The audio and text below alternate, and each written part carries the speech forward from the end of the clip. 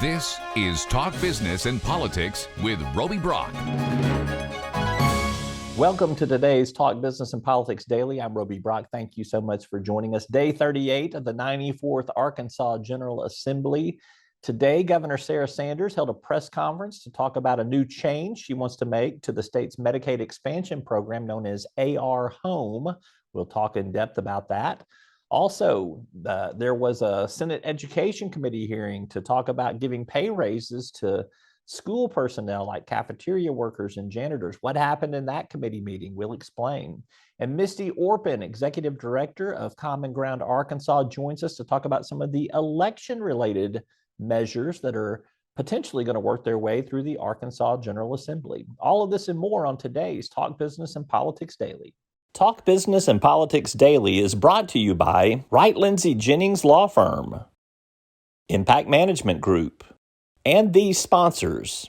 We proudly deliver reliable, affordable, responsible power across Arkansas. But demand for electricity is strained by the elimination of sources we need for always-on reliability. And adding intermittents like wind and solar cannot replace workhorses like coal and natural gas that we all count on. Power must be balanced for your needs and our mission. Reliable, affordable, responsible. We're the Electric Cooperatives of Arkansas.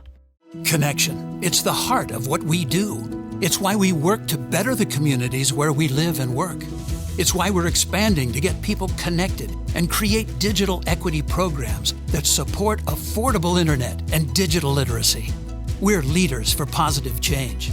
From the way we empower our people, clients, and communities to the way we care for our planet. We live our values every day. We're Cox Communications, and we're pleased to connect with you. Together we can create in Arkansas that places children and families at the very top of the agenda. We can create the type of Arkansas that we have always imagined. Arkansas Advocates as an organization is the glue that can put all those families' voices together.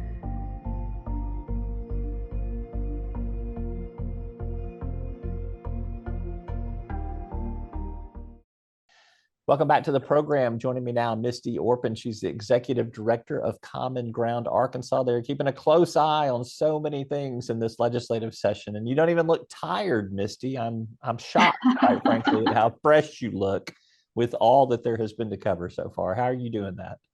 Well, that is very kind of you to say and completely incorrect. I am very tired. And yeah, it's been drinking from a fire hose because, as you said earlier, there's a lot of interesting things that are coming down the pipe right now. Yeah, it's going to get more interesting, I think, when some of the big bills get filed that we're anticipating. Today, you and I are going to focus on some election-related bills. There have been quite a few that have been filed. Most of these are potential constitutional amendments. But let's start first with the Senate Bill 260. Senator Jim Dotson filed this bill just a day or two ago. It basically changes some of the signature collection process for getting something on the ballot. Why don't you walk through a little bit about what it does and what you see as maybe a big departure from current law? Yeah, so one of the things that this has in common with a lot of the other election bills is it retreads water that we've kind of already been over. So this regurgitates some things from issue 3, I believe, from 2020 that was on the ballot in 2020 and that voters rejected with 44% only for the bill. And what it does is it means that people collecting signatures, instead of getting signatures from at least 15 counties, as is outlined in the state's constitution, it raises that up to 50 counties that people would have to get signatures in. And it slightly increases the percentage of signatures that they have to get in each of those counties. So it really does make it a lot more geographically onerous on people. But the main thing with this bill, the main issue that I think, some people are going to have with this bill is that it's actually unconstitutional for the legislature to try to do it statutorily. This is the type of issue, because it's a constitutional change, that would seem to have to be referred to the people, like you mentioned, through those other resolutions that have been filed. Well, I've never met a state legislature that didn't mind doing things that were constitutionally suspect. So I'm not. Yeah, I don't We'll think it's going see. to slow them down, but the fact that it was referred to the people back in 2020, but now they're trying to do it statutorily, I think says a lot. Well, 15 to 50, maybe there was just an error in translation somewhere there too. That could have been it as well. We'll need to get Senator Dotson on and have him explain what he's trying to accomplish with that and some other things. All right, let's move on to House Joint Resolution 1011. This is Representative Aaron Pilkington. This has got some of the language that was in issue 2 this last time around. That's right. Basically, this also applies to the threshold for passage of constitutional amendments, but it leaves initiated acts that would be citizen-led alone. Maybe explain a little bit about what this resolution is attempting to do. Yeah, you're so right. Again, this retreads another issue that voters rejected. So issue 2 that was on the ballot this last cycle. And the difference between issue 2 and this one is issue 2 would have raised the threshold for both citizen initiated acts, so those laws that citizens want to change or make laws, as well as constitutional amendments, whereas this just focuses on raising that threshold for constitutional amendments, but it does raise it more. So issue 2 would have raised it to 60%, and this raises it to 2/3 of the votes, which would be 66.6% to pass constitutional amendments. One of the actually kind of interesting things that it does, though, it would also lower the number of referred amendments that the legislators can send to the people from 3 to 2 per cycle. And also, unlike issue 2, this would require 2/3 votes of the people to pass if it were referred to them. If it made it out, the legislature, the cycle, and was on the ballot, it would require 2/3 votes of the people to pass, whereas issue 2 would have only had a simple majority to pass. And you kind of make reference to the fact that right now the legislature can refer up to 3 amendments, right, proposed amendments if they want to. Now, they can also just choose to push 2 out there as well. But do they ever? No. Yes. Well, it may make it easier for them if they're restricted to 2, because then just the House could refer 1, the Senate could refer 1. Right now, they get into this big baseball negotiation of whose turn it is and who's on first and who gets a chance to refer the 3rd one out and all that. All right, well, we'll see where that one goes. House Joint Resolution 1003. This is a recall measure. This would allow us to recall elected officials. We don't have anything like that in place right now in Arkansas, but we have seen it in other states, particularly California is a place that seems to institute this a lot. Walk us through this resolution. Yeah, so this is actually kind of a neat one that, like you said, a lot of states have, where if you don't like the person that you elected, you can try to bring them on back. So it allows for a recall petition, but the signature requirement is pretty high. So it'd be 25% of the votes that were cast for governor in the last election. So if it's a statewide office, 25% of the votes cast for governor statewide, or if it's, just like a state senator, say someone that had ethics issues, then you would have to get 25% of the votes cast for governor in that district, in his district or her district, depending on what the office is. And then, of course, if you meet that signature requirement, then there would be a special election on that recall. And another note is that you can only attempt to recall someone once per term.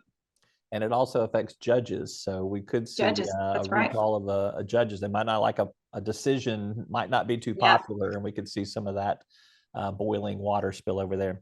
All right, lastly, Senate Joint Resolution 4. This is Senator Clark Tucker's bill.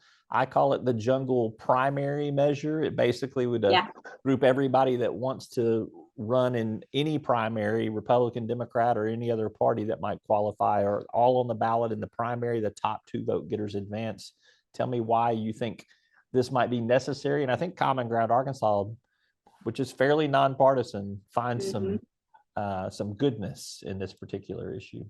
Yeah, Common Ground finds common ground on this bill. Yeah, I mean, I'm partial to top 2 primary reform. I think it's easy for people to understand, but basically it does what you just said. Everybody goes on the same primary ballot, regardless of their political affiliation. And then the top 2 vote getters just go to November. One of the cool things about this is it eliminates runoff elections. So you save taxpayer dollars in doing that, and you also increase participation, because we all know that runoffs have like really historically low turnout. So it increases participation, saves taxpayer dollars, does away with some of the partisan nastiness and divide that we see. And one thing to note, it doesn't apply to presidential elections, but this would apply for everything from federal offices down to your county offices, but it would not apply to municipal or local offices. And it does not have ranked choice voting in it. I think that there might be some misinformation out there about that. So that which is a much more complicated process. Exactly. You know, and Jim Hendren and I did some traveling around over the previous summer, and everywhere we went, we talked to Arkansans about ranked choice voting and about top 2 in primary reform. And a lot of Arkansans don't like ranked choice voting. They don't understand it. It's super complicated, but most people really do like top 2. And I think that the fear of primary reform is something that's probably driving a lot of these crackdowns on ballot initiatives from the legislature, because I think politicians are scared of it. Well, I do not anticipate Senator Tucker's bill getting out of there, although I'm sure he will make a noble effort to do it. But he is a Democrat, and I think that some Republicans will be hostile to this. But this maybe gets picked up as a citizens initiative just by the conversation that comes from this. We'll see. She is Misty Orpin. She is the executive director of Common Ground Arkansas. Always good to catch up with you. Thank you for making time for us today, Misty. Yeah, thanks for having me, Robbie. All right, we're back with more right after this. Talk Business and Politics Daily is brought to you by Wright Lindsay Jennings Law Firm, Capital Advisors Group, and these sponsors. One of the things that I really liked about UAMS College of Health Professions is that they set me up for success. I chose UAMS because I felt like it was a great place to work. My grandmother was diagnosed at UAMS for multiple myeloma, and I felt like it would be a great way to pay back the place that helped my grandmother so much. And that's why I went in the healthcare field in the first place, is to help someone just like they've helped my grandmother. For your education and healthcare needs, choose UAMS. This is what we work for. The moments you live for. The joy. The heart. The wonder. At Entergy, we're dedicated to powering each moment. Today and for future generations. So we're leading the way with a cleaner, more reliable power grid to power every day. Because these moments matter. We power life. Entergy. Well, Governor Sarah Sanders held a press conference today with her new Department of Human Services Secretary, Christy Putnam, to talk about changes that they want to make to the AR Home program, which is the state's Medicaid expansion program now. They want to add a work requirement to it. This work requirement would be different than the previous state effort in that no one would get kicked off of the Medicaid program just if they did not participate in it. They would get moved to regular Medicaid. The governor wants to request in the waiver that will have to be approved by the Biden administration that people enrolled in the Medicaid expansion program have to try to achieve full or part-time employment, develop their skills or workforce training through additional education, or volunteer a certain number of hours. There's a time frame for making this happen. The governor wants to make the first draft of the waiver for comment by April 24th. By June 1st, they hope to formally submit it to the feds. They hope to have it in place by January 1st of 2024, assuming that the feds sign off on it. Also today, the Senate Education Committee heard a bill from Senator Greg Leding, Democrat of Fayetteville. He's the lead sponsor of Senate Bill 149, which proposes to raise classified school staff pay to $15 an hour. That's about a $4 per hour increase. After much debate, the bill was tabled by Republican committee members who contend that Governor Sanders will address this issue when her LEARNS bill is filed later this week or next week. So we'll have to wait and see what she proposes for these school staff pay increases. So we'll have to see what she proposes for these classified school staff positions to see where the legislature may wind up doing everything. Well, you can catch all of this wrapped up in stories on our website at talkbusiness.net. Hope you'll check those out. That is all for today's Talk Business and Politics Daily. I'm Roby Brock. Thank you for watching. We'll see you tomorrow.